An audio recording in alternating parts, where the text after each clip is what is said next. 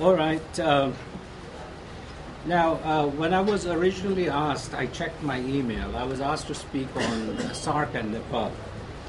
But what I'd agreed eventually was, in the beginning, I had agreed only to talk about basically SAARC and the future of regionalism in South Asia. I've been doing some study on SAARC, hopefully to bring out a book in the near future. And what I want to do today is basically give you some idea about what the future of SAARC might be, whether it is positive or not, and also basically how it has moved in the past. So my lecture will be covering roughly about two-thirds on the past in order to understand the present, so that we can at least comprehend the future. Now, but before I begin, I want to have some fun.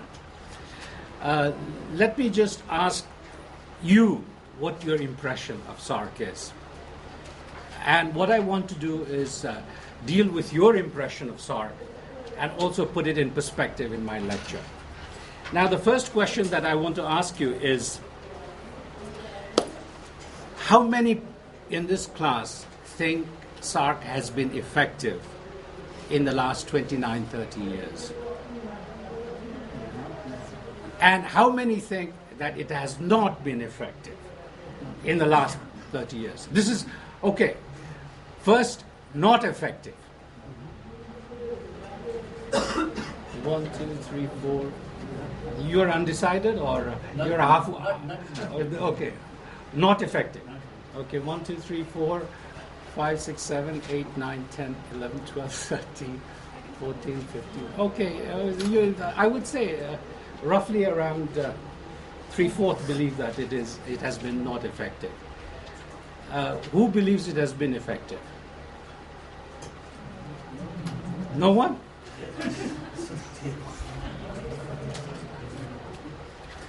Okay, now since there are many who say it has not been effective, let me ask you why.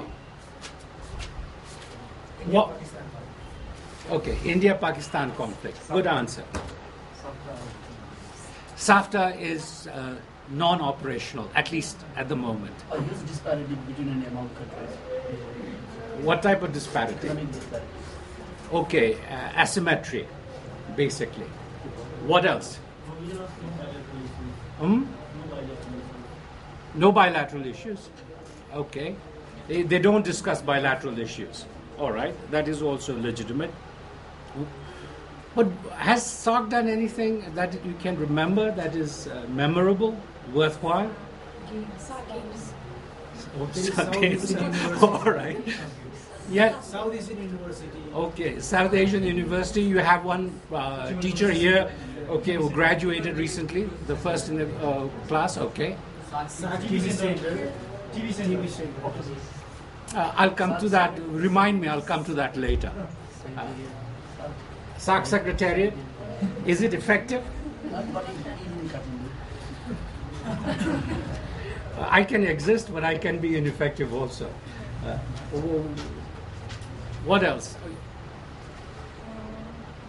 Now let me follow up with another question. What are the strengths and weaknesses then of SAARC?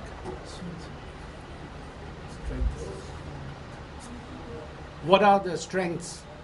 What are the weaknesses? It's not defunct as well. It's not completely defunct. It's not dead, but it's surviving. Yeah, it's surviving. All right, good enough. What else? It has two major powers as its members. It has two major powerful countries as members. Okay.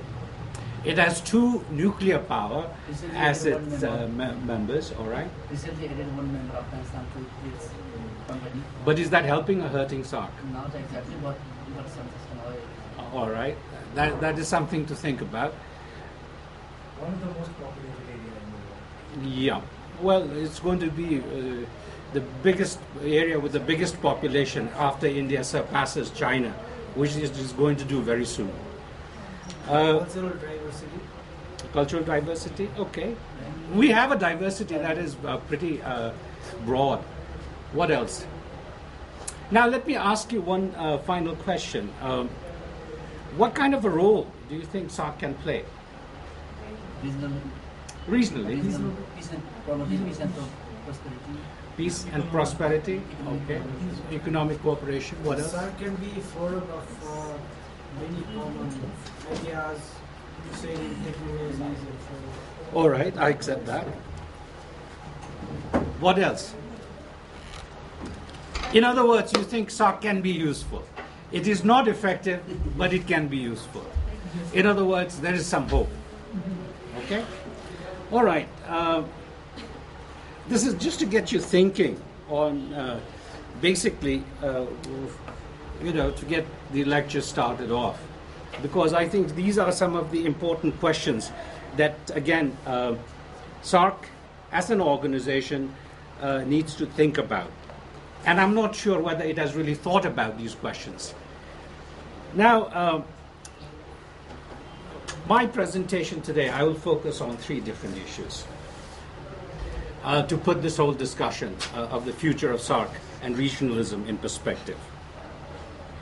1, my basic point is going to be based on history of the past 29, 30 years, nearly 3 decades of SAARC. That SAARC, most of you may be right, it has not implemented many of the things that it has, again, promised to do. But the main thing is that it has done a lot in the region. That is what I want to show you today. It has done quite a lot of activities, and I will list them till you are bored to death with it. But the problem is that after nearly 3 decades, it has nothing to show for as something that is concrete and achievable. South Asia University, okay. I question SAARC Secretariat very largely. But the main thing is that, and this is my point, it has nothing to show for in substantive sense after 30 years.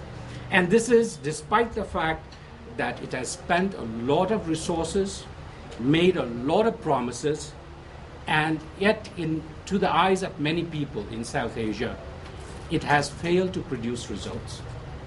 But my point in the first part of the lecture is that it has done quite a lot. And this is what I want to, again, share with you today. Second is to deal with the question briefly of why it has not been, again, effective. This is, I think, a main question. If SAARC is to be effective in the future, you must know why it has not been effective. What are the weaknesses?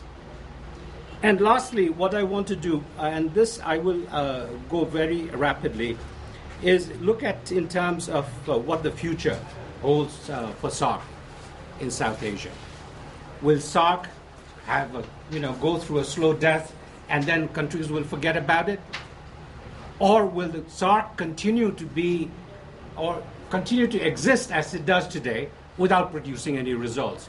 I mean, in fact, it can exist for 3 decades. Why not for another 2 decades or another 3 decades more? Or the third part is, will SAARC revive itself and can it move forward and produce results? All right?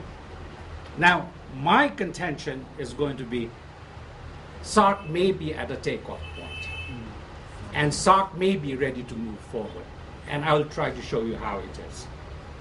Okay? Now let me go to the details. What has SAARC tried to accomplish within the last 29, 30 years? Based on, again, and you have to look at the objectives that is defined in the Charter.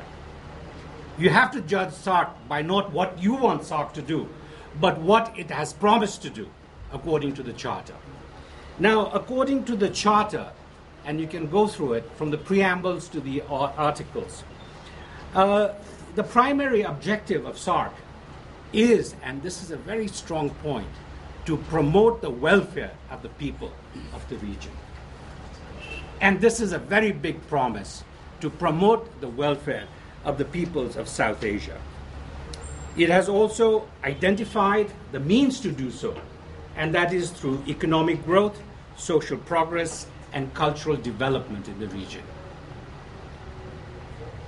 On top of that, SAARC talks about collective self-reliance among countries so that they can act independently in the global stage.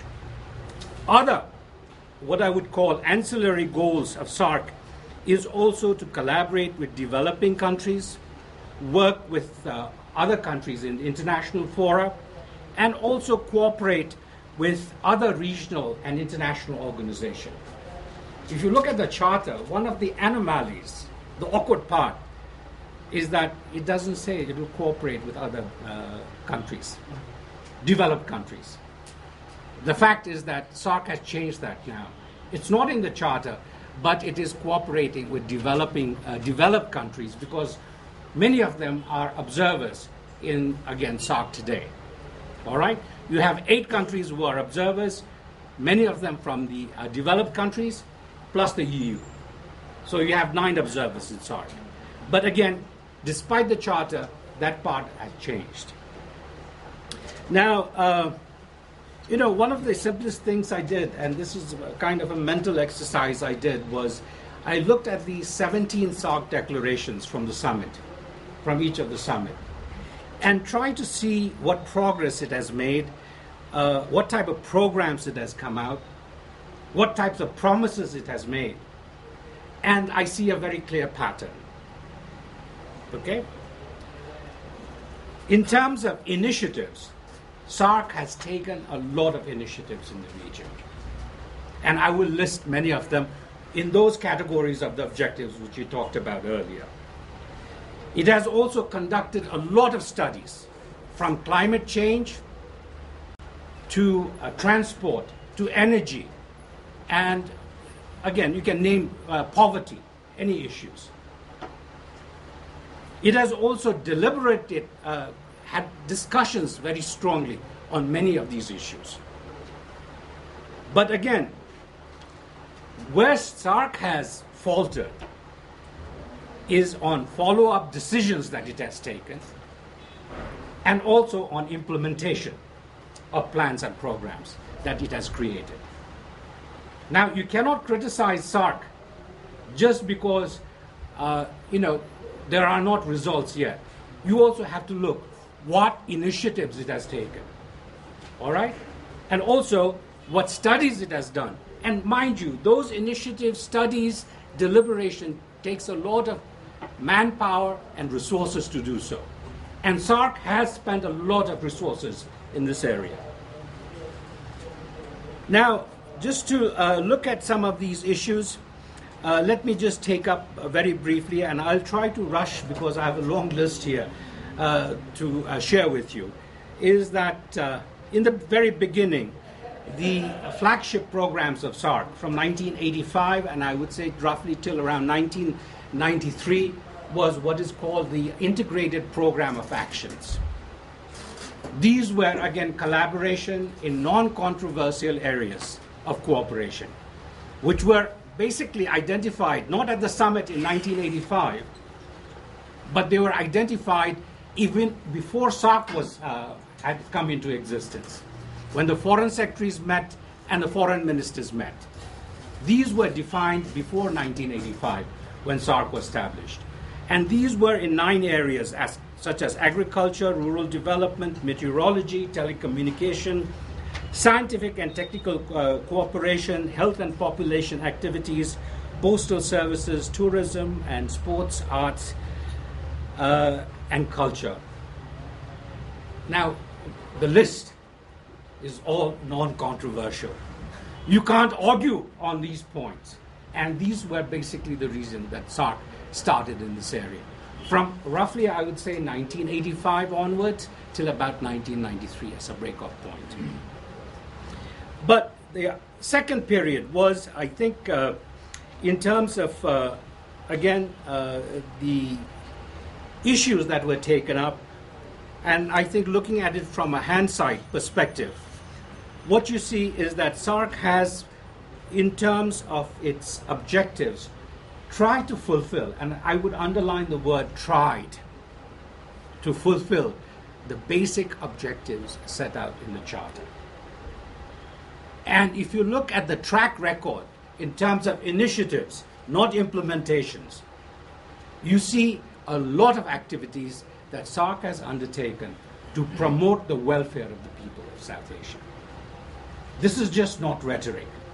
They have taken concrete measures and had serious discussions to do so. Now let me look at welfare in terms of the focus. You see that again, the emphasis from the very beginning, and SAARC has underlined the fact that the driving force of regional cooperation are not governments, but the peoples of South Asia.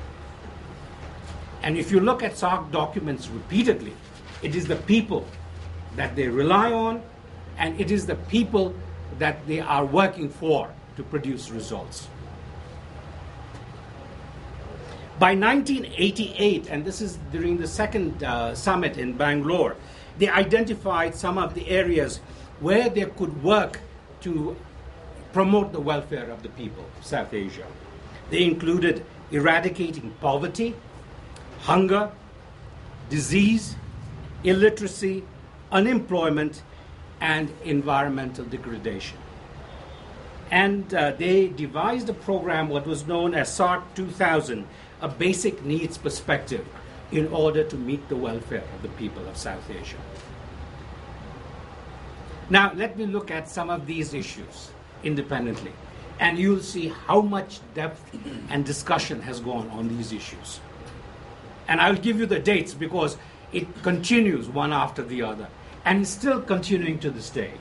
Let me take poverty eradication, or in the beginning they talked about poverty alleviation. They confused it with poverty eradication. There's a difference between the two. With alleviation, you reduce poverty. With eradication, you eliminate it. Now, even you'll see that the leaders were also confused about the two terminology. They took up again poverty alleviation strategy as early as during the 1980s, before even SAARC was developed. But they decided again to bring it up after 1985, and by 1990, during the 5th summit in Male, they asked again planners in South Asia, meaning people in the Planning Commission and the Finance Ministry, to work to formulate a strategy for poverty alleviation in South Asia. And the SAARC documents say that poverty eradication is the highest priority of SAARC in the region. They created, little later, what is known as the Independent South Asian Commission on Poverty Alleviation, ISACPA, ISACPA, to conduct, again, in-depth studies and to recommend an action plan. SAARC operates under action plans on how to, again, eliminate or eradicate poverty in the region. It should be based on a pro-poor approach, which will benefit the poor people of South Asia. And also, what they did was they set the target to eradicate, I'm quoting now, quote unquote, eradicate poverty in South Asia by 2000. Okay? This was their target that was created in 1993, in 7-year period. Now, by 1995, SAARC also introduced what is very important for you to understand, the rights approach, in order to promote the welfare of the people of South Asia. When you talk about rights, that's a very, very strong, again, terminology, and has legal implications also.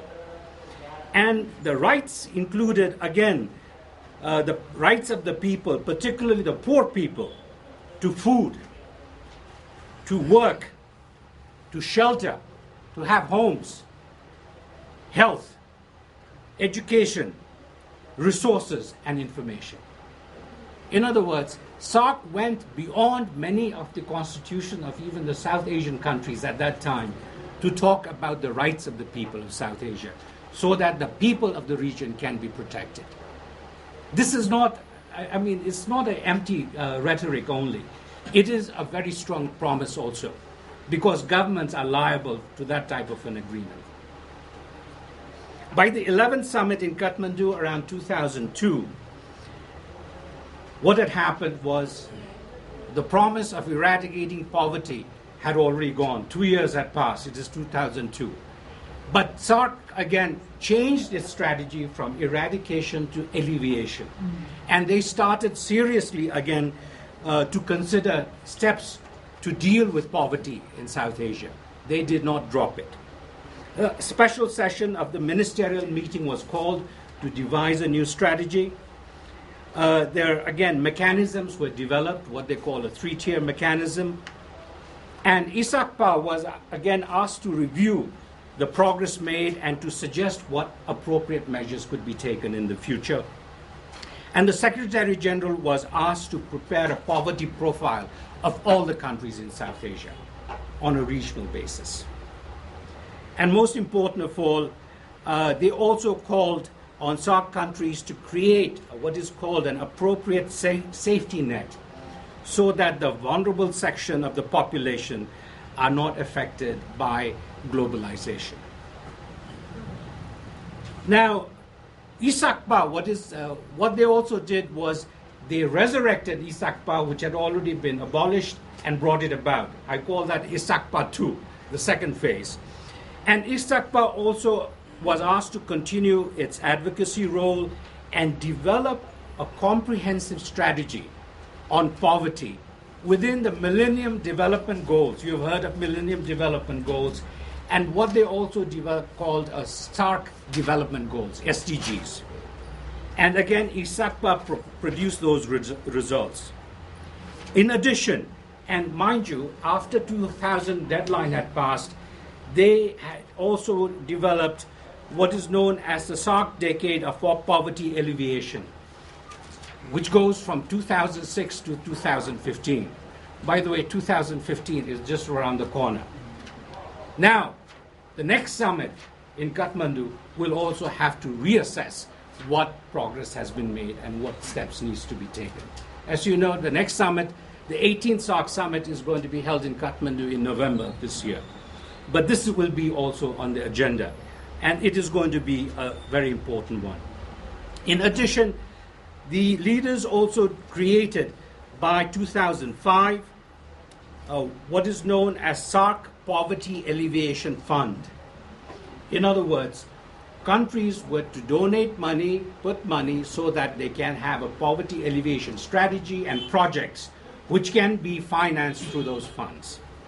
This again, Poverty Alleviation Fund was brought under later, as you will see later, SAARC development funds.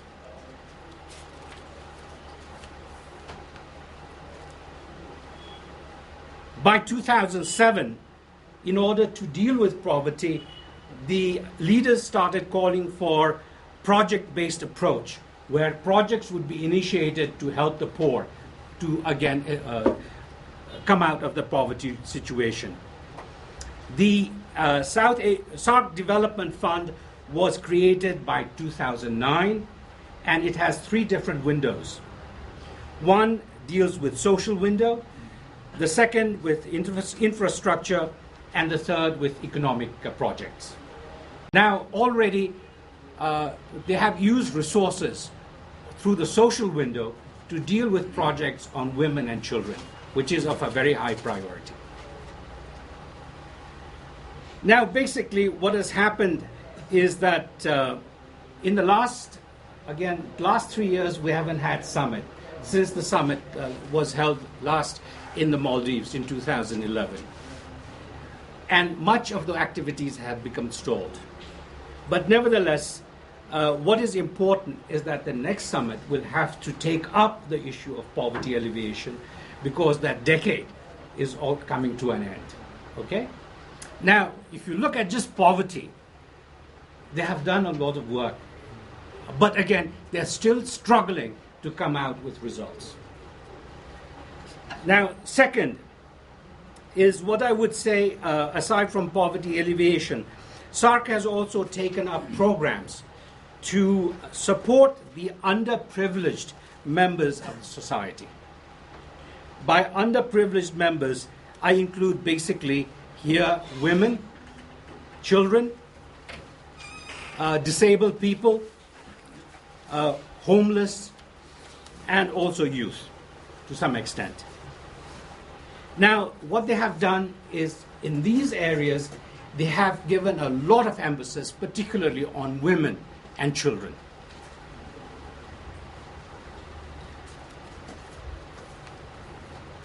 Now, in terms of the strategy of dealing with these issues, what they do is they have first conferences followed by ministerial meetings that has resolutions, and then subsequently they come up with plans of action, and then finally what would be called, if necessary, conventions to support all these programs.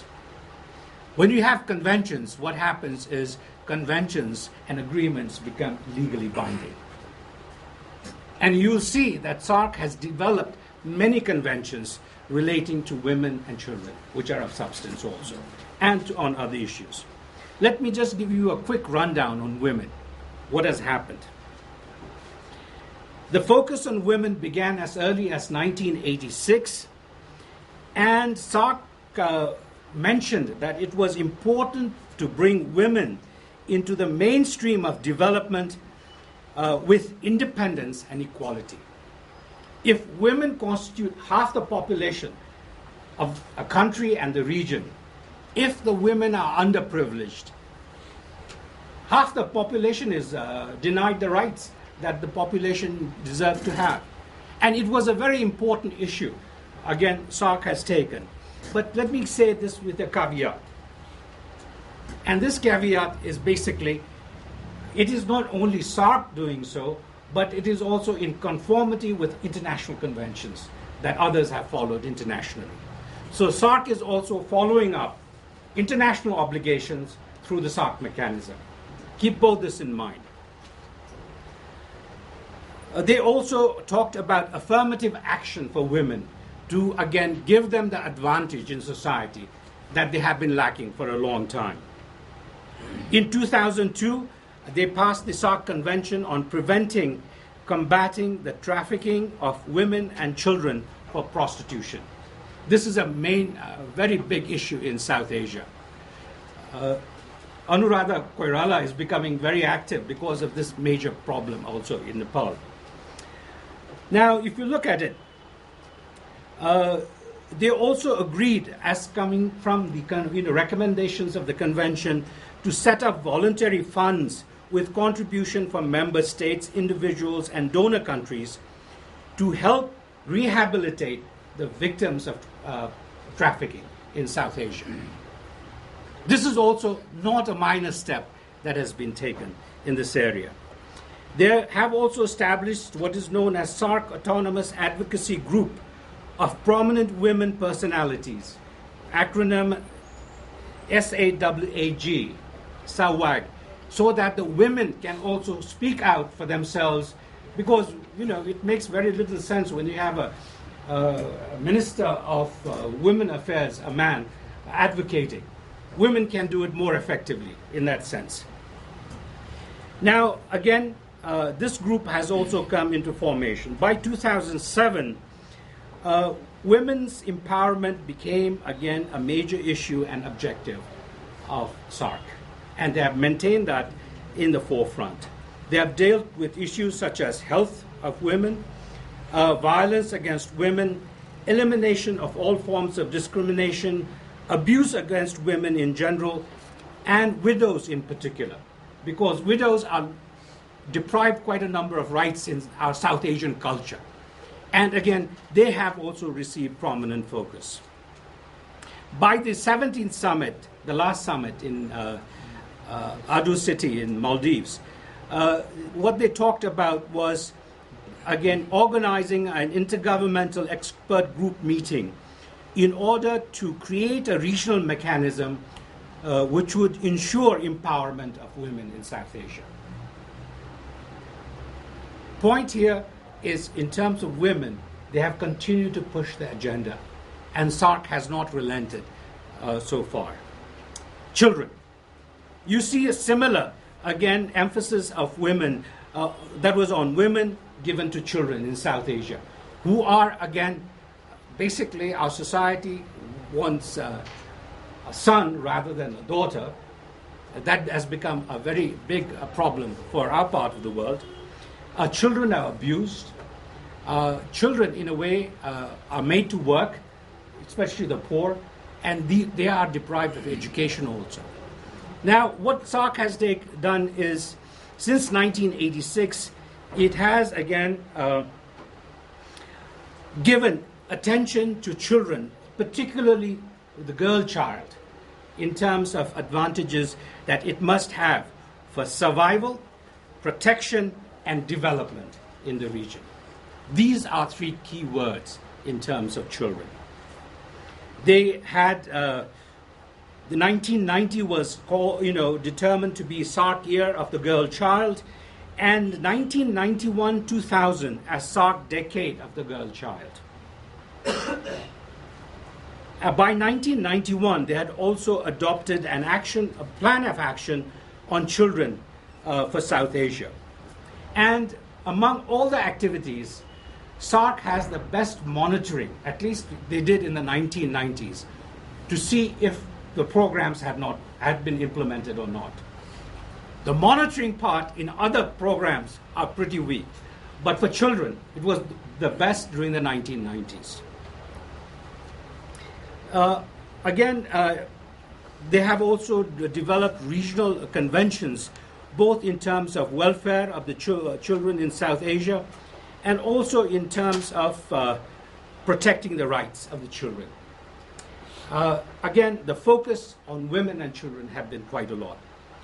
On disabled person also, again, as another segment that is underprivileged in South Asia, SAARC has also stood out. The disabled person were included in SAARC radar by 1990. And by 1993, SAARC, SAARC Year of Disabled Person was established. Now, why the disabled? The simple fact is there are 100 million disabled people in South Asia. That is not a small number. And to deny them the protection and the rights would be criminal. And that has been taken up with a regional plan of action for the disabled person approved in 1993. And when Sheikh Hasina was earlier, she still is now Prime Minister of Bangladesh, she proposed to develop a SAARC voluntary fund for disabled person, which has also been established. The homeless, the shelter. Let me take that up. The year 1999 was also determined as SAARC Year of Shelter. And SAARC promised to, again, guarantee housing as a basic right. This is also a right to all person by the year 2000. This is part of a global pledge, again, to guarantee housing to all person by 2000. SAARC also followed suit. But the problem with the, homeless has been that there is no action plan prepared by SAARC to achieve its goal. In terms of youth, youth are considered to be the future of the country and also the region. I mean, if you don't provide the youth the opportunity, there's no future for the country or the regions as a whole. Again, there have been ministerial conference for youth in South Asia, and 1994 was declared SAARC Year of the Youth. Youth award schemes have also been given. You might want to check that in the website. If you're eligible, you might want to try that. And there have been youth camps organized in different countries in South Asia, in the Maldives, in Bangladesh, and in other places. There is a SAARC Youth Action Plan, along with a SAARC Youth Charter that has been developed over the years. And the 16th Summit in Thimphu in 2010 called for a SAARC Youth Summit that should be organized very soon. It has not been done, but if you are interested, you might want to check with the SAARC Secretariat what is being done and participate in that type of an activities. Now, my point is, if you believe that SAARC has done nothing, you're wrong. In terms of initiatives, it has taken a lot of initiatives in the region. And it has cost a lot of money and manpower. Now, let me add several one here. The work on the social sector.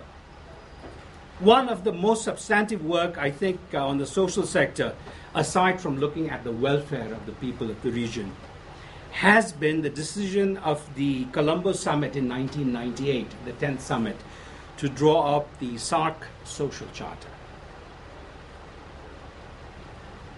Now, the Social Charter is supposed to look at a broad range of issues, including poverty eradication, population stabilization, empowerment of women, youth mobilization, human resource development, health and nutrition, and the protection of children.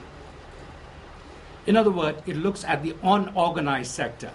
What is missing in the social charter, it doesn't cover, is the right of workers. Because the workers have unions. Those are organized sector. Now, these are the voiceless people. And the social charter tries to, again, address the problem of the voiceless people. Now, the drafting of the social charter was delayed because of the Indo-Pakistani conflict. Now, this was, it was decided in 1998. What happened in 1998? In May, India tested nuclear devices. In June, Pakistan followed suit, tested nuclear devices. And again, a couple of months later, there was Pakistan moved to Kargil. It moved its troops to Kargil, and conflict between Pakistan and India happened in Kargil. From basically this period, for 3 years, there was no SAARC summit. And because there was no, again, the dispute between Pakistan and India, which someone raised earlier, SAARC was basically dead at that time. They could not hold regular meetings of the foreign ministers. They could not do, again, regular activities. And also, the people who were supposed, who had been organized, experts, to draft the SAARC social charter could not meet either. It was stalled. But eventually, 5 years later, the social charter was again drafted and approved by the summit in Islamabad in 2004. Now, the social charter, why do I emphasize it? The leaders call the social charter the key to the welfare and well-being of all South Asians. What it calls for is that it calls for a national strategy which will have to complement a regional strategy in order to, again, implement many of the provisions of the social charter. Now, there is in each country what has been called a National Coordination Committee, NCC, to look at specific issues. Now, that is their responsibility, to develop national strategy so that you can evolve a regional strategy. What the social charter also requires is that there should be monitoring and evaluation of the work done. What has happened so far is that there has been no monitoring, no evaluation of the social charter up to this date. There has been only one monitoring that has been done. It was done with an organization that I headed, and we did a regional one, and that is the only one. And because the social charter is so broad, you cannot cover all the issues, and you need a lot of resources to do so. Now, what happened is during the summit, 15th summit in, again, Sri Lanka, and Sri Lanka is the one pushing very hard on the social charter. What happened was they called for monitoring to be done, and it has not been done so far. But the important thing is that the social charter empowers and enables the people of South Asia. There are some binding elements in the social charter that will, again, people might be able to take governments to be accountable for delivering the goods in the region. If SAARC ever becomes institutionalized as the European Union, the social charter will have a very strong footing in the future.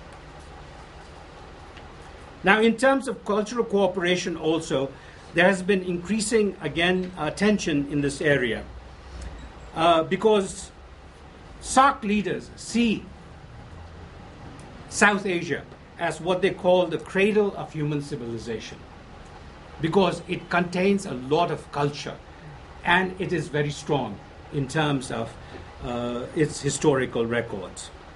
What they want to do is use this common civilization and the unity of the people to develop common policies and approaches to find common solution for problems in South Asia.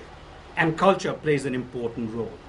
In many of the summits, and they do it very regularly, they call for increasing people-to-people contact in the region, which is a key. These include basically frequent exchanges of scholars, academics, artists, authors, professional businessmen, and also increasing tourism in South Asia. They have also established South Asian broadcasting program called SAVE. That used to be very popular in the 90s. And on radio, they used to have programs. These days, they don't have it because technology has changed quite a lot. But they also call for exchange of students, scholars, researchers, and they have established SAARC scholarships and SAARC fellowships, and also SAARC chairs in this area. There is also organized volunteers program, like Peace Corps and others for the SAARC countries. If you're interested, you might want to check out on that also. It is not that there is nothing in South Asia. There have been things that have been there. And my basic point is to, again, show you some of these issues here. Again, the main targets of cultural cooperation, and they have tried to refine it, are youth, civil society, and even parliamentarians. They have visa schemes where parliamentarians don't require visa to go to other countries. They want to encourage visits tourism also among countries of the region, followed by airlinks and others. The problem, and this is where the crunch comes, the problem is basically when you try to call for people-to-people contact after the, bombing of Parliament, the attack on Indian Parliament earlier, and also the attack on Taj Hotel in Mumbai, what has happened is that India has added many restrictions on visas for people from not only Pakistan, but also Bangladesh and Sri Lanka also. Now, even Sri Lanka has added provisions for visa restriction. We used to go to Sri Lanka and get visa at airport on arrival without any charge. Now Sri Lankan requires that you go to the embassy and get visa first. And this has happened. They talk about increasing tourism, but getting visa to go across is a problem. Between India and Pakistan, visa is a major problem. I think I told you last time when we talked about it, an Indian going to Pakistan has to report to the police station next day that he's there. And a Pakistani coming to India has to do the same thing. If a Pakistani or a Bangladeshi goes to other countries, Pakistan and India, if they flew in from Delhi, they cannot fly out from Calcutta. They have to fly out from the same airport. And to get visas, the problem is when we try to organize programs, we have no problems inviting these people. They come here easily. But if someone has been invited from Pakistan to come to India, till the last moment, he can buy his ticket, everything.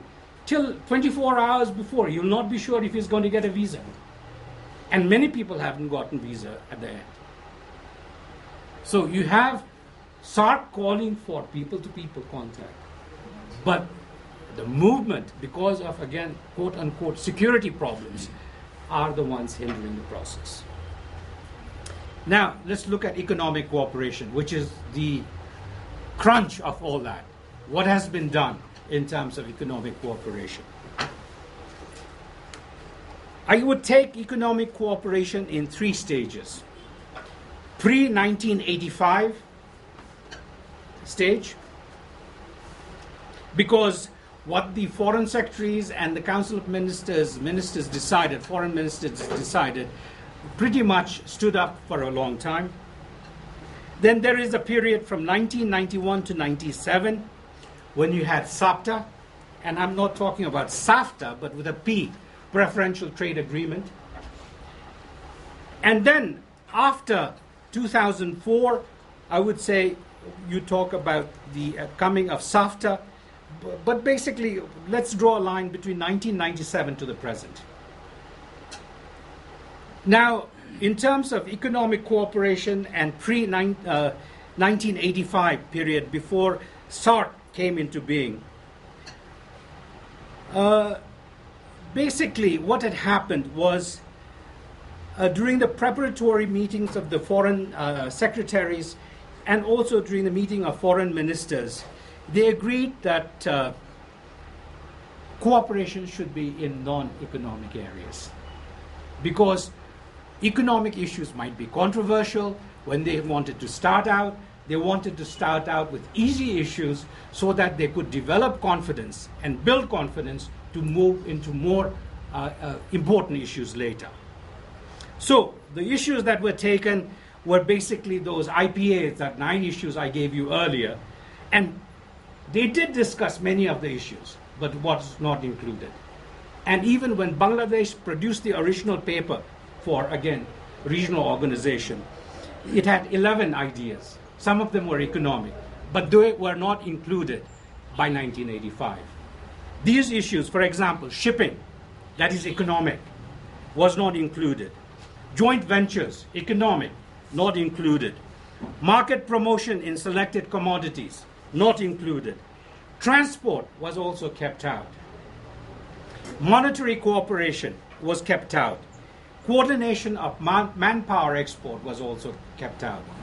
If you look at it, India now earns close to $65 billion in terms of remittances. We in Nepal earn about $3.5 billion. Our foreign aid, I think, is around not even $800 million. Now, even this issue was not taken up. When I headed the organization, my last organization, I tried to push this manpower issue, migration as an agenda.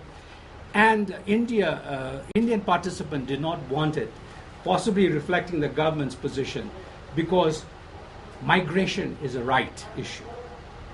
And India does not accept migration to be a right issue. So that became an obstacle. It still is an obstacle in that sense. Now, many of these programs were again eliminated and kept outside. But after 1991, what you see is that change began to emerge slowly. But even between 1985 and 1991, SAARC began to take up economic issues. The first time they decided to take up economic issues was in 1986, when they called for a SAARC ministerial meeting on international economic issues. They started by discussing international economic issues at the global level, not economic issues between countries. Okay? Now, why? Because of globalization, because of, again, policies of the larger powers which were shaping the destinies of the developing countries. And what they wanted was a common collective position of SAARC countries at the global forum.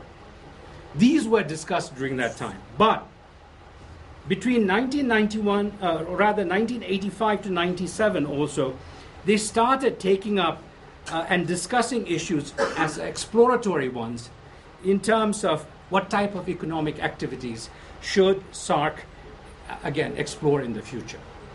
They began to explore on economic issues without taking it up as an agenda. For example, they wanted to explore the possibilities of cooperation in trade, manufactures, and services. They didn't say, let's have projects. They were just exploring at that time.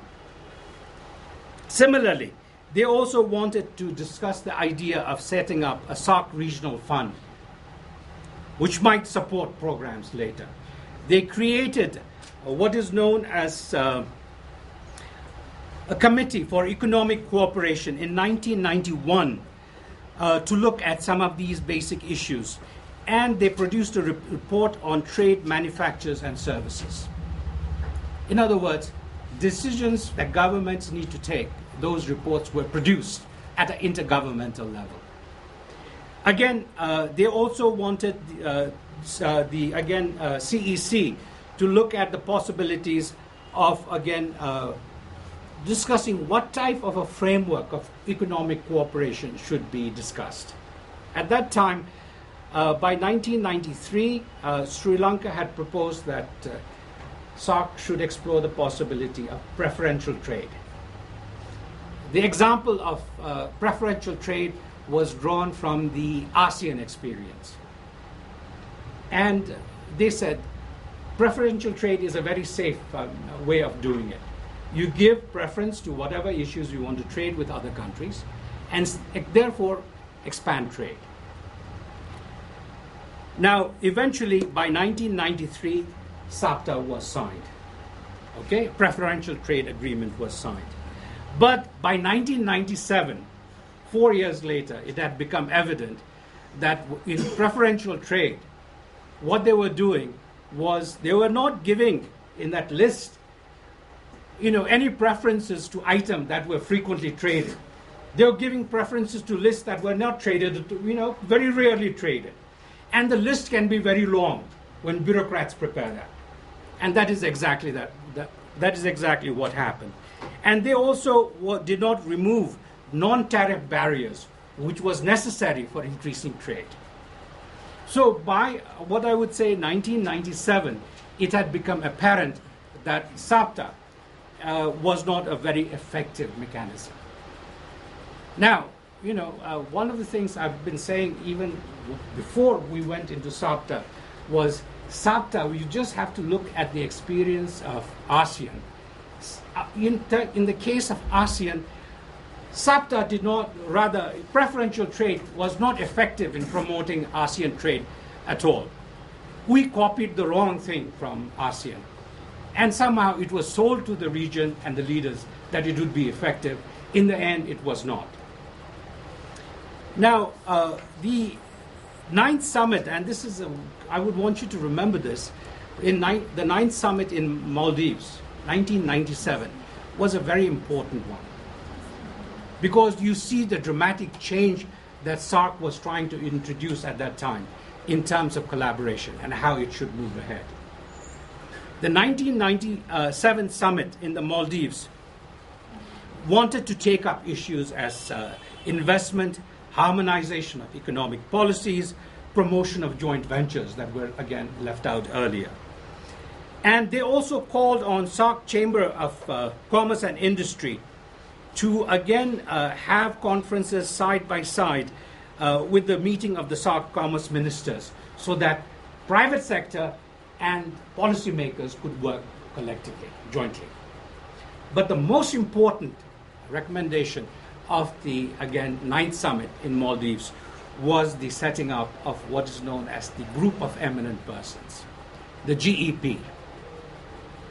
These were people selected by the government to prepare a report which was basically to examine where SAARC is, what are its problems, and what should be the roadmap for the future of SAARC.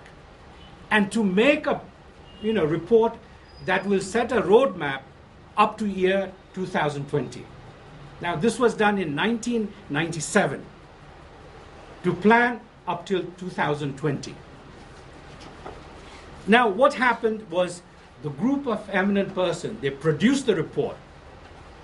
The funny thing about SAARC is they make everything confidential. They have not even released that report officially. But if you want to find it, they have printed it and it's everywhere else. And this is why I have reservation on the SAARC Secretariat. The basic thing was they produced the report 1 year later in 1998, and they recommended a long-term approach for SAARC, which would establish a free trade area, a customs union, and finally, by 2020, an economic union in South Asia. This report is available if you really want to check it out.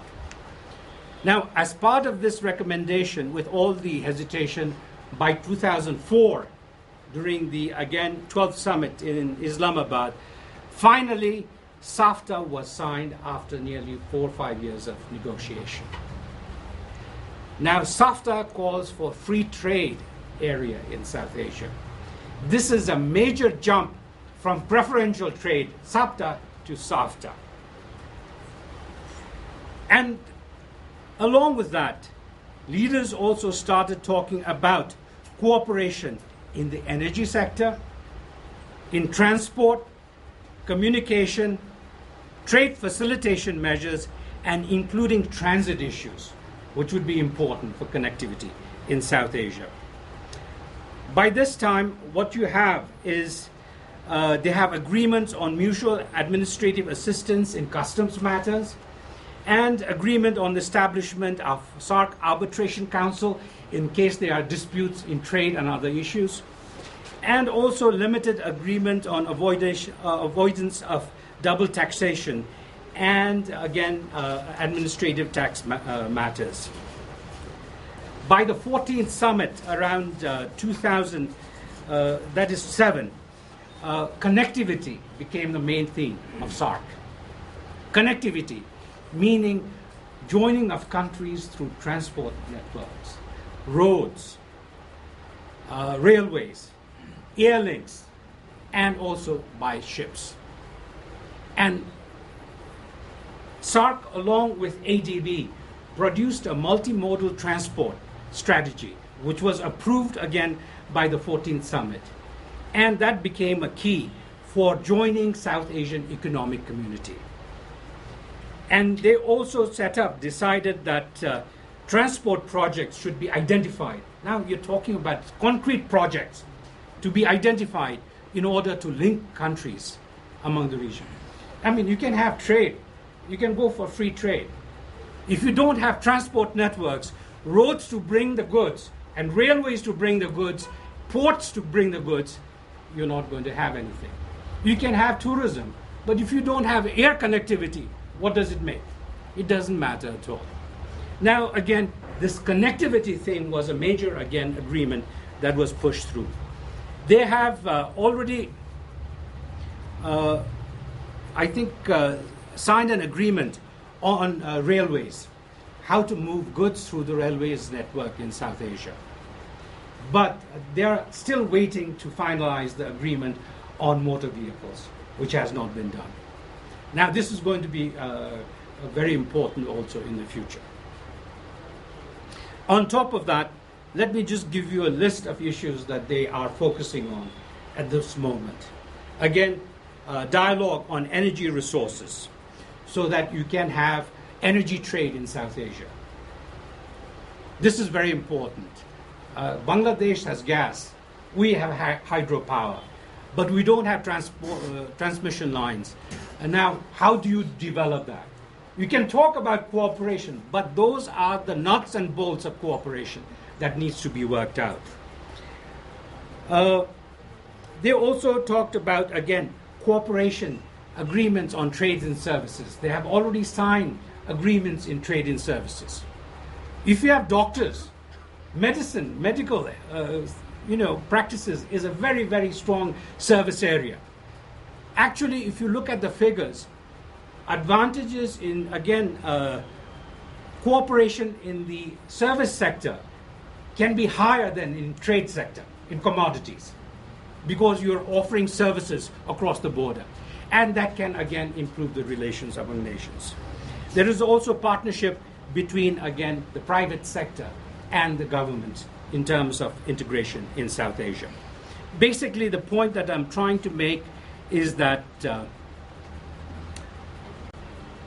even on the economic sector, a lot of work has been done.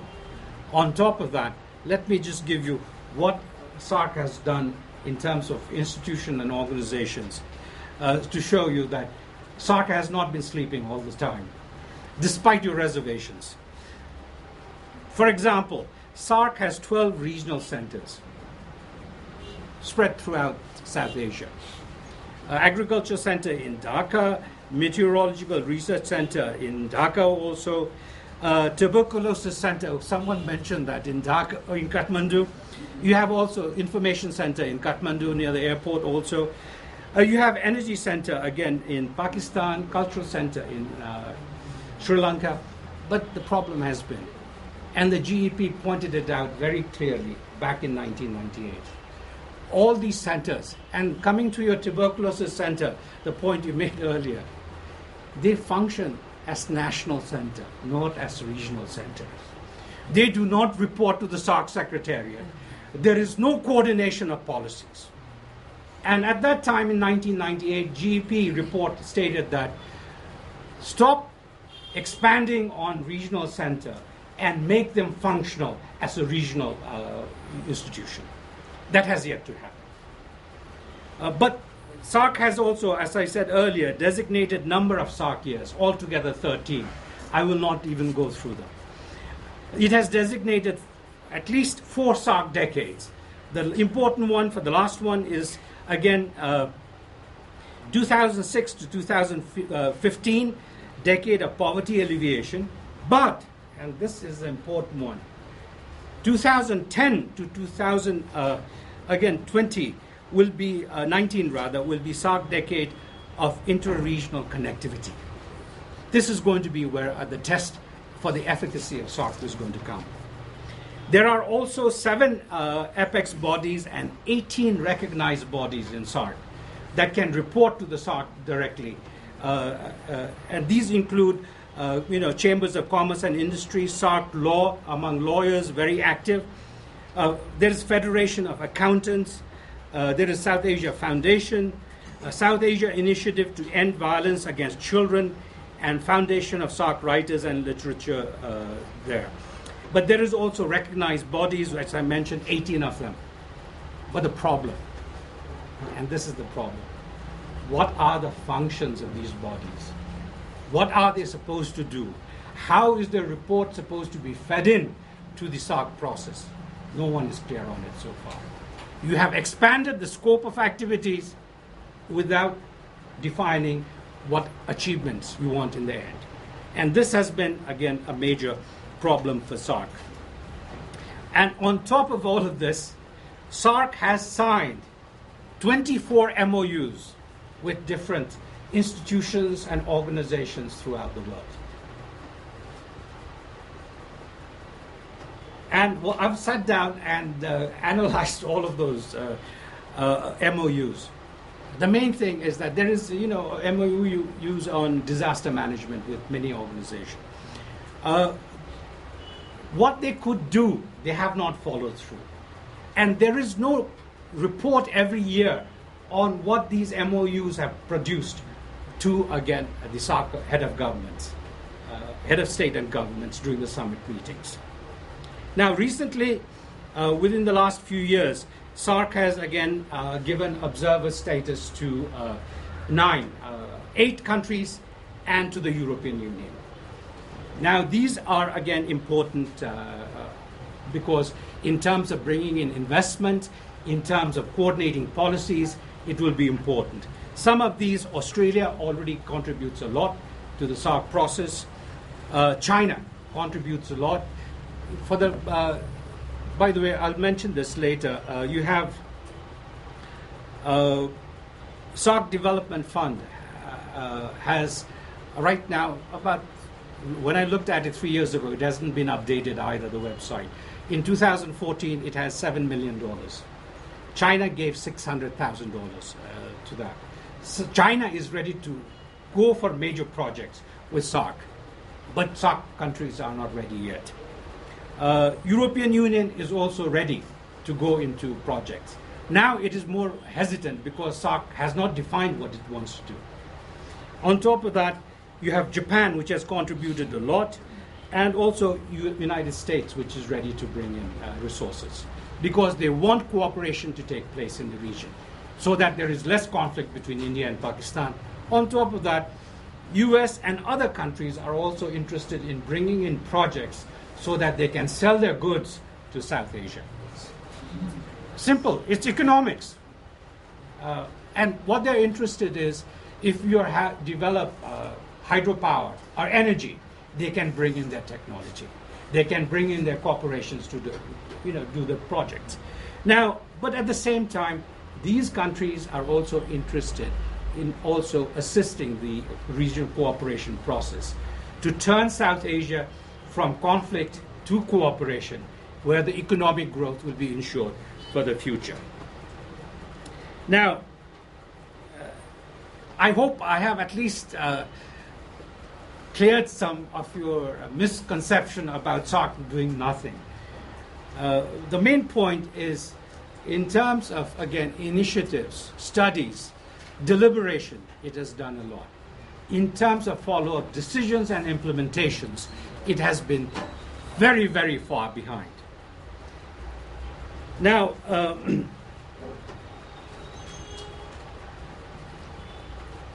let me look at the second part of the lectures, which I'll try to go rapidly now, is why has SAARC not been able to fulfill the expectations of the people? What is holding SAARC back? You know, one of the funny things is that from the very beginning, when SAARC came into existence, as early as 1985, people have been very skeptical for several reasons. One, there is too much conflict between countries in the region. It is not only between India and Pakistan. There's conflict between India and Bangladesh. There has been conflict between Nepal and also India on many issues, and between Sri Lanka and also India. And if you look at it, even the new member, Afghanistan, has major conflict with Pakistan. During the Colombo Summit, in the 15th Colombo Summit, 2008, I think, there was major controversy between, again, the President of Pakistan and also the Prime Minister. Although SAARC is not supposed to discuss this issue in SAARC platform, it came to the forefront. Now, when, if you were watching Prime Minister Narendra Modi's, again, swearing-in ceremony, SAARC leaders went there. And Karzai gave an interview to Indian television attacking Pakistan vehemently. Now, what you see is that the conflicts are there. But at the same time, what is also there is a lot of skepticism, because people do not think, because SAARC, South Asia has been a very backward economic region, that it will not be able to cooperate and move forward effectively. I don't know if I gave you this. There's a very good writer in India who writes regularly on India Today, Dilip Bobs. He writes satirical, articles, and he called basically he compared SAARC to 7 porcupines trying to consummate a conjugal relationship. Porcupines have spikes, and how do they get together? That was the, again, satirical comments that they had. But these days, mind you, it is not only the media. Even senior bureaucrats have become very critical of the SAARC process. I will give you an example of former foreign secretaries of several countries who have been, again, spoken out very strongly. Mind you, foreign secretaries are the key in the standing committee that moves the process forward. Even our former foreign secretary, Madhuraman Acharya, he said that member states have oceans of documents, ideas, proposals, and studies. And this he said earlier. But after 20 years, there has not even been one regional project that SAARC has trademarked so far. Okay? Now, again, the disillusionment with the SAARC process is not only bureaucrats, even politicians. And until recently, Jairam Ramesh was Energy and Commerce Minister in India. A very bright man, Harvard educated. He will go very far ahead if Congress comes to power in India. And he called SAARC NATO. He gave the acronym NATO, NATO. No action, talk only organization. Now, former, again, Foreign Secretary of India, Ras Gotra, called SAARC a failed dream because one of its members, particularly Pakistan, does not want to see economic development and is holding SAARC hostage to its national interest. Now, a colleague of mine who was my chairman in the organization that I headed, former Foreign Secretary of India, Muchkund Dubey, he has one of the strongest criticism of the whole SAARC process and calls it an exercise in competitive deception. He said after 22 years, and this I'm quoting, you have to listen to this very carefully. The member states never intended to achieve market integration or deploy the mechanism of regional cooperation for bringing prosperity to the region and enhancing the welfare of their people. Most of the decisions made and schemes launched were in the nature of public relation exercise to outsmart each other with a view to impressing the outside world and hoodwinking the people of the region. I think he wrote this during his moments of anger, but you'll take it back. But nevertheless, it is, again, one of the strongest criticism you can hear of this. And he has given several reasons for saying this. One is that member states have been reluctant to engage in a positive sum game and have deliberately made it difficult to strike a bargain. He holds both India and Pakistan. Remember, he is former Foreign Secretary of India. He holds both Pakistan and India responsible because they hold SAARC a hostage to their security concern. And third, he says the larger countries in the region, particularly India, he's calling his own country, have failed to discharge the responsibility that devolves upon them for ensuring success of regional integration agreement.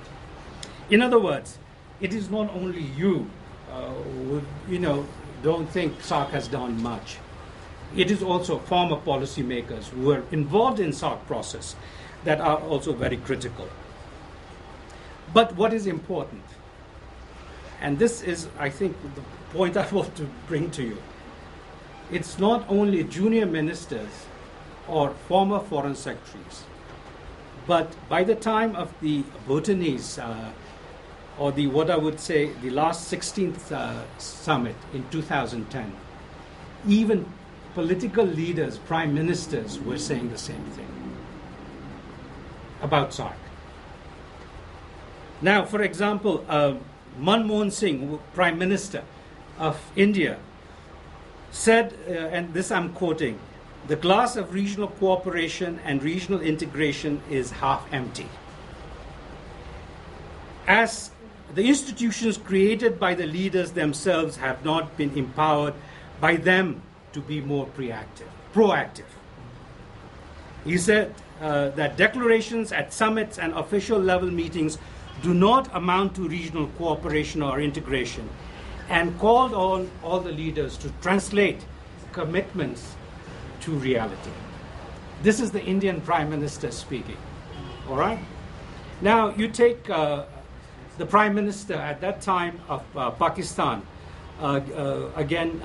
Syed Yusuf Raja Gilani, and he said real progress remained stalled due in part to the hesitancy born from historical legacies and differences, and that the future beckons SAARC to accelerate the process of regional cooperation to deepen and broaden the SAARC enterprise.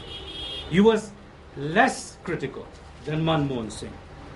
But if you look at the then president, who was very active, by the way, a Democrat to the core, Nasheed of Maldives, he comes out very strong and conceded that the practical impact of our work, meaning the summit level SAARC work, has fallen behind rhetoric, and wondered if SAARC's method of work have not kept pace with its growing ambition.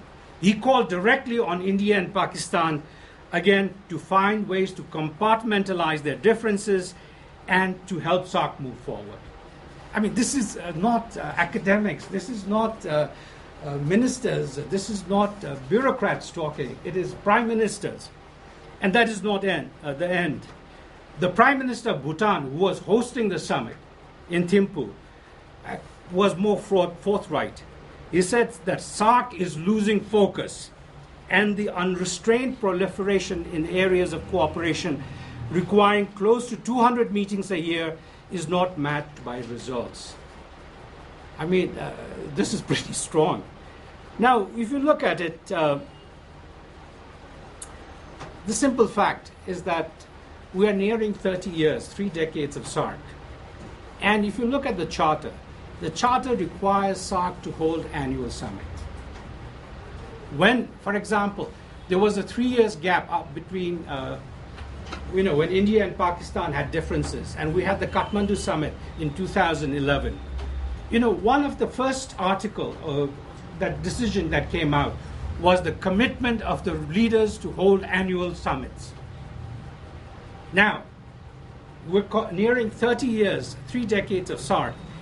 Everyone is asking, what has happened to those 13 summits that were supposed to be held? It has not been held at all. Now, what are some of the reasons? And I'll go through this briefly. Why, again, SAARC has not been able to perform well, despite time and investment over the years. My contention is that SAARC operates in a parallel universe. SAARC has 2 universes that goes parallel to each other. One is guided by geopolitics, the other by idealism. Now, geopolitics and security interests dictate countries to be cautious, and they expect SAARC to move in an incremental manner so that when things are right, situation will move forward. The problem is, in 3 decades, there have been very few times when things have been right. And when things have been right, there have been spoilers that have created problems. And this has happened very frequently. Now, there's a possibility that, again, SAFTA, Pakistan will give MFN treatment to India because, again, Nawaz Sharif committed that while he was in New Delhi last time. Keep your eyes open. There was an attack at the Indian consulate in Herat in Afghanistan by, again, insurgent groups. Now, there will be other obstacles that will come. Whenever environment is good in South Asia, there are spoilers who will create problems. Do not let it happen. It is not only in Pakistan. There is the same element in India also. It has happened before. Now, the problem here is that, again, geopolitics and idealism do not go together. The idealism part of SAARC believes that if you have all the institutions in place, if you have all the agreements in place, SAARC will move forward. The question is that where is the common intersecting point between idealism and geopolitical reality? We have seen that happen at certain times, but we have yet to see that happen substantively in our period of time. Furthermore, there is also difficulties because SAARC operates on the basis of consensus, which means that if one country says no, then nothing can get done. Which means, like a population of near 1 billion people in India, in the case of India, and with the case of, let's say, Maldives, with a population nearing nearly 300,000 people, Maldives will have the same veto power as India. And the SAARC process, every country, 8 countries have to agree to move forward. And negotiating that consensus is very difficult. There have been discussion on having sub-regional projects. If all the countries cannot be involved, why not let the few countries that want to move forward move ahead? This is something that is also possible in the future. But again, the structure of the organization, the modalities, shows that we are still operating in a parallel universe. And it is up to the leaders to find a common intersecting point. Second, is what was raised earlier, the power asymmetry in the region. SAARC has 8 member states. India is at the center. Before Afghanistan came, Indian scholars used to point out a very obvious element. No other 7 countries at that time had a common border with each other except with India. India was what they call the basic hub of the spokes in a wheel, the center of that. On top of that, India has the largest population, the largest landmass, the strongest economy, and on top of that, one of the strongest military in, again, the world. Now, it is spending a lot of money on military growth to compete with China. On top of that, this part of the world also has, as I mentioned earlier, 2 nuclear powers who see each other as rivals. And you bring the China equation in to the SAARC process, and you have a very complicated and a convoluted, again, process working in this area. Other countries are relatively smaller. Pakistan is relatively better than the rest of the countries, but its economy is doing very poorly now, and it is having political difficulties.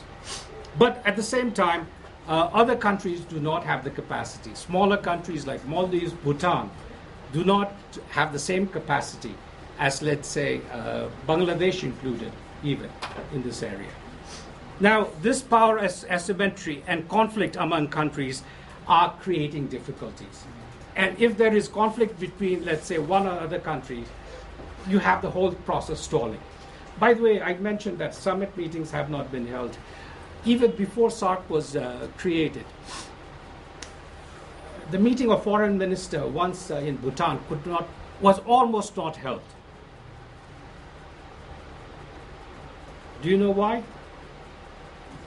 It was not India or Pakistan. It was Sri Lanka.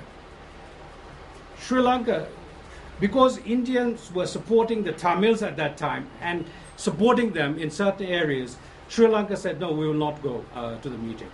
And it had to be convinced by others to join the meeting of the foreign ministers.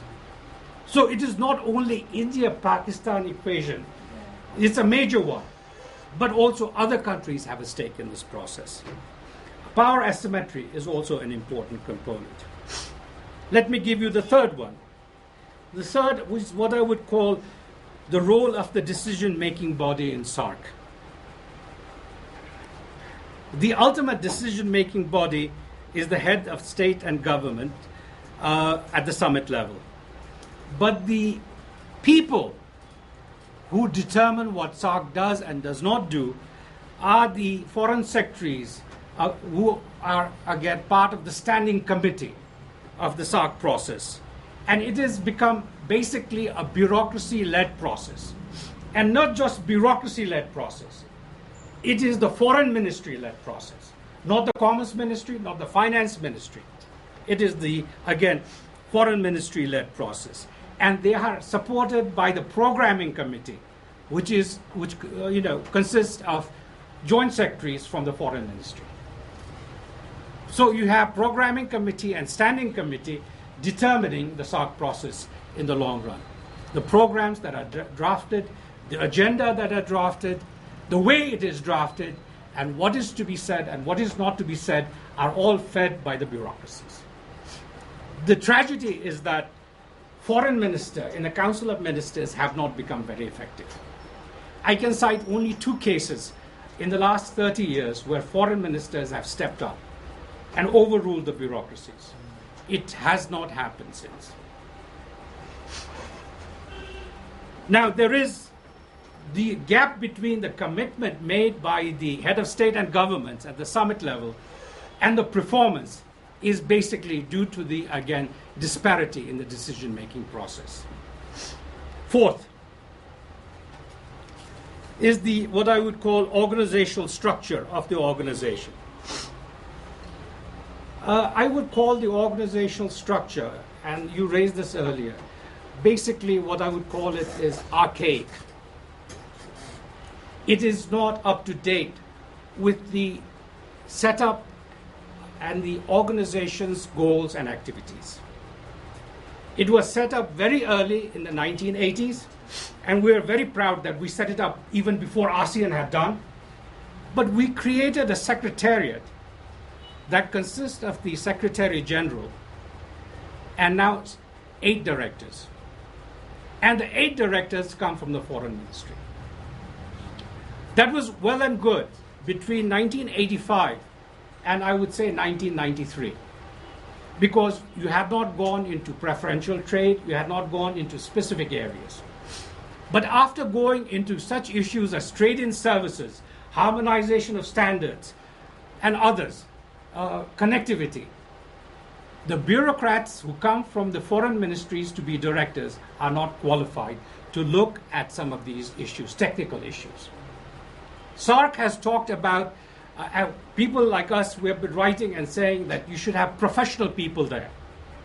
When Sri Lanka sent its first Secretary General, Nihal Rodrigo, and SAARC was beginning to take economic issue, he asked whether an economic advisor could be appointed. SAARC said, we cannot fund that. You know what Sri Lanka did? Sri Lanka paid for the economic advisor and on their own budget and brought them to the Secretariat. But what has happened is that SAARC still operates with directors who may not be qualified to look at economic, technical issues. And again, it is functioning still and again cannot provide the support services to the organization. Now, the main thing is, how will the organization again move forward? There have been many requests, and I will come to this at the end, to again strengthen the Secretariat and SAARC institutions. But again, as it exists now, my basic point is the organizational setup is such that it does not have the capacity to do so. There is also, next, the failure to develop and embrace a roadmap to define the future direction of SAARC. I mentioned earlier the GEP report in 1998 created a roadmap. And, I mentioned that immediately after the report was presented, there was nuclear test in India and Pakistan, Kargil war, no summit for 3 years, and literally the GEP report has been forgotten. I would really doubt if any of the directors in SAARC, the Secretariat, have even read the GEP report. Now, the problem is basically SAARC, during the Thimphu summit in 2010, talked about a vision statement and creating a roadmap again. And they have basically created a forum of experts that they have created. And they have asked the South Asia Forum to create a vision statement and a roadmap for SAARC. Now, the problem is, why wasn't the 1998 report given serious consideration? Those were drafted by experts of the region, which the government also selected. They were not outside academics. Government selected that. But basically, again, after 1998 to now, finally we're coming back to the same issue and asking for a roadmap again. In other words, there you see a tendency of SAARC to go in circles and not produce the outcome. Next, SAARC operates on most of the programs where national action plan has to complement regional action plans. The problem is that no mechanisms had been created to see that there is a coordination between national action plan and regional action plan. Essentially, there is no monitoring mechanism. There was some on children done earlier, but the monitoring mechanism on many issues do not exist. Now, in the case of SAFTA, they have called repeatedly to operationalize SAFTA, quote unquote, in letter and spirit. It hasn't happened yet. By the way, There is another good example. In 1987, during the Kathmandu summit, SAARC signed a convention on terrorism. And they have also ratified the convention. To this day, compared to 1987, the SAARC convention on terrorism is not operational. You know why? Each country has to have national enabling legislation so that the terrorism convention can take effect. And countries have not passed that. SAARC has repeatedly called for all countries to do so, and to this day they have not done it. And what has happened is they have gotten so tired of repeating the same thing that they don't even put that in the declaration yet. In other words, what you have is that the monitoring mechanisms do not exist. And lastly, the problem is that SAARC has tendency to take a populist approach by setting up impractical targets. They have set targets that are impractical without, again, proper mechanisms to implement them. I'll just give you three. Eradicate poverty by 2000. I mean, poverty still exists, and you'll not eliminate it today. Second is to eradicate literacy by 2000. Illiteracy by 2000. It still exists and will continue to exist. And the promise to provide shelter by 2000. The problem is these are drafted, and the leaders also tend to go for a populist approach to show something without realizing it. I think this type of a perspective is also changing in South Asia. Now, finally, briefly, what does the future hold for SAARC and regionalism in South Asia?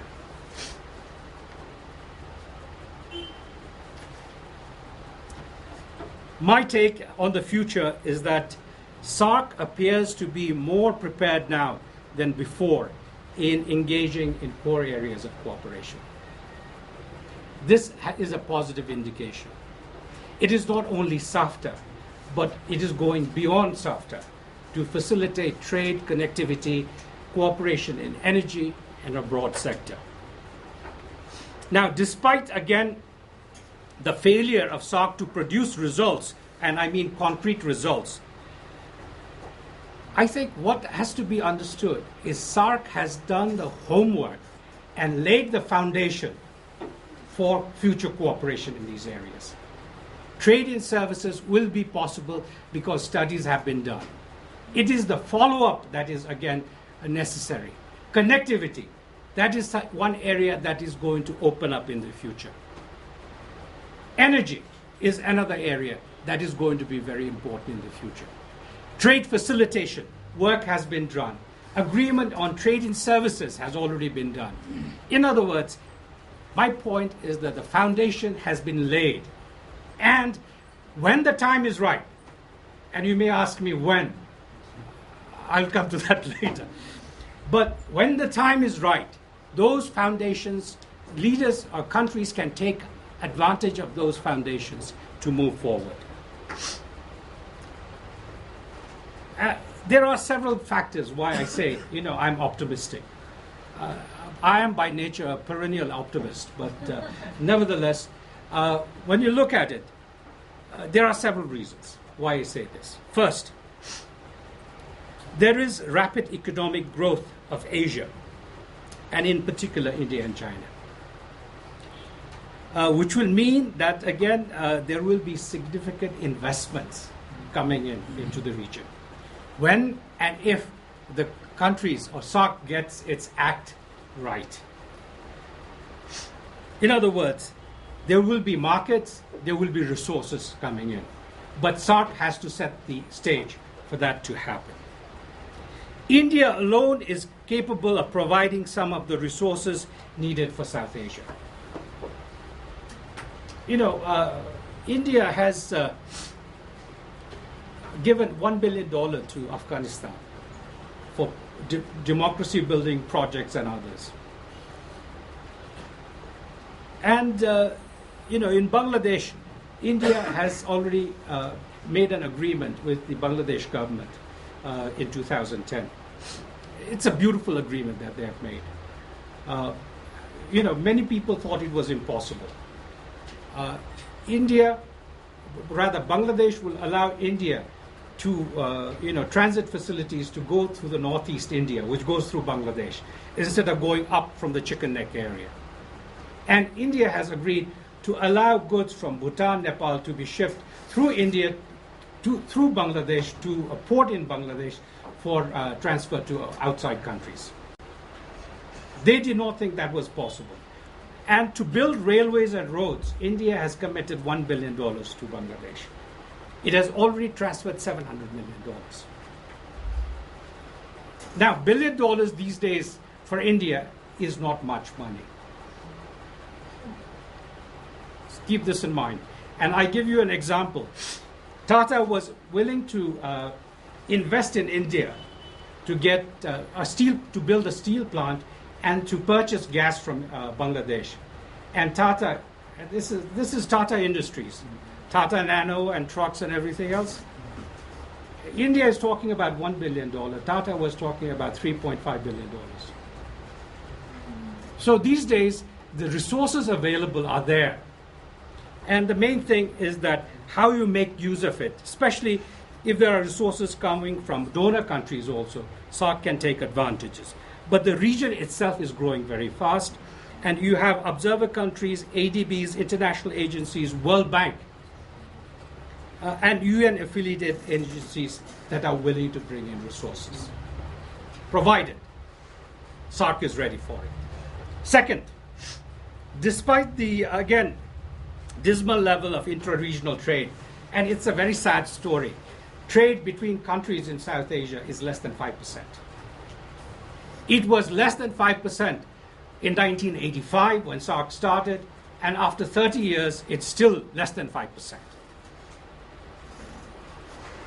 But there is, again, an indication that SAFTA will, again, take effect. I mentioned earlier the main obstacle was in Pakistan providing MFN treatment to India. During November 2011, Pakistan indicated it was willing to do so. They thought it would happen in 2012. It didn't. 2013, it didn't. But Nawaz Sharif has now promised to do so during his visit to India. Now, if that happens, trade between India and Pakistan alone, and I'm not talking about other countries, will grow substantially. Because the level of trade right now is less than $1 billion. In 3 years, they plan to take it up to $2.7 billion, nearly $3 billion. And if all the barriers are taken, there is a prediction that in the next 10 years, it could go as high as $40 billion. In other words, you have a growing economy, and the prospect is substantial. And this could make what a major game changer for the region. If, again, SAFTA begins to work and you have connectivity in the region, again, the growth will be substantial. Already in Bangladesh, they are building roads that will connect to India to have that trade. Third,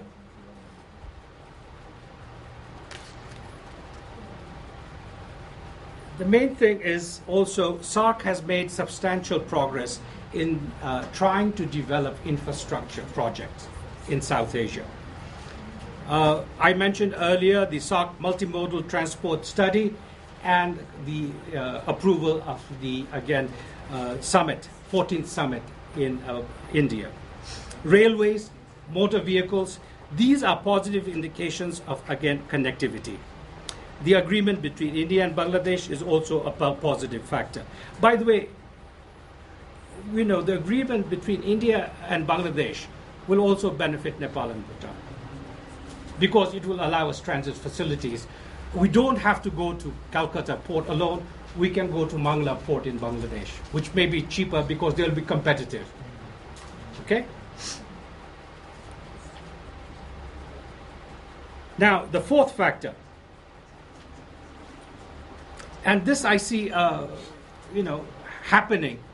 And I wrote this section before Modi came to power in India now. take that into consideration.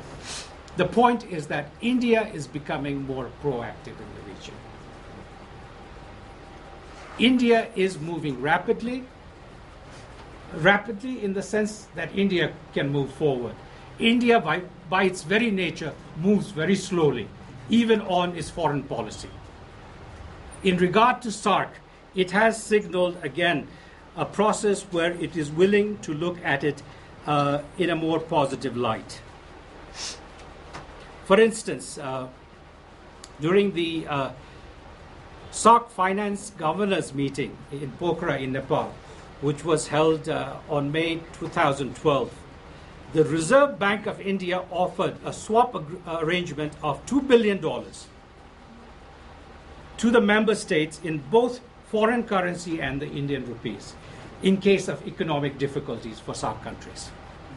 In other words, Indian banks, the central bank, was willing to stand up so that they could support the economy in case there should be a financial crisis. This is a very major signal that India is willing to become more active. Now, this also indicates that it may be, again, more active in terms of institutionalizing regional cooperation, and also that India will be looking forward for growth and stability of the region. Because the interpretation is that because of security concern, India wants to destabilize the other countries to gain advantage. If this is an indication that India is willing to stabilize countries and help other countries, it may be a positive indication.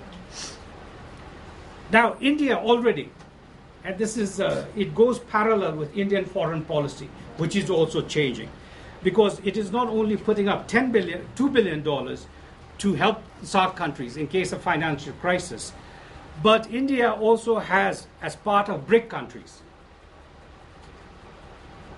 offered $10 billion, okay, to the EU. BRIC countries have offered $10 billion to the EU. Now see how the world is changing. In order to provide bailout funds to those countries in crisis in Europe, like Spain and others, Greece and others, okay? So Indian foreign policy is changing. Gradually, yes, but you're seeing this trend. And here, let me bring in the Modi effect. Because when Modi came and he became prime minister, my impression was that he is a man with a mission. He just don't want to be prime minister. He wants to do something. That is a message he has conveyed very strongly. Because, he was like a man who landed while running. And the surprising thing is that he took up foreign policy issues and made decisions even before being sworn in as the Prime Minister of India. This is a major change. You know what this entails? This means inviting, SAARC leaders plus Prime Minister of Mauritius to the swearing-in ceremony meant that he had to give directive to the bureaucracy, and Indian bureaucracy is a very, very slow, conservative bureaucracy, to invite these leaders. Now, my impression is that the bureaucrats in the MEA in New Delhi must have had a mild heart attack, because you have swearing-in ceremony that is there. You're inviting heads of state and government from other countries, which is a major protocol nightmare on top of a security nightmare of that occasion. Plus, you have to prepare briefs on what issues to discuss with each of the, again, 9 leaders that you've invited. By the way, I don't know if you caught this in your newspaper. Because of the protocol problem, the one lady who was the chief of protocol had been recently stationed outside in Europe, in Belgium, I think. Because of the protocol problem, and there would be a new person, she was called back to handle protocol for the meeting. So I think what you are seeing is the possibility, and I say possibility because you can be never sure in politics, possibility that again Modi will not be listening to the MEA or the bureaucrats as much as the previous leaders.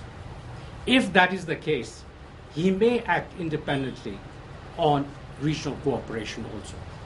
And if there are some initiatives taken by Pakistan which Modi can also again apply, you may be seeing a new game in South Asia. And this may be the intersect that I mentioned earlier between realpolitik and idealism coming to play. That is something that remains to be seen. And lastly, SAARC is also going through what I call introspection in terms of strengthening institutional structures. In terms of not only strengthening its organization in terms of the Secretariat, but also in terms of other institutions that have been there. In 2011, when Diana was the Secretary General from the Maldives, the lady from the Maldives, there was a major conference that my organization held with the SAARC Secretariat in Maldives.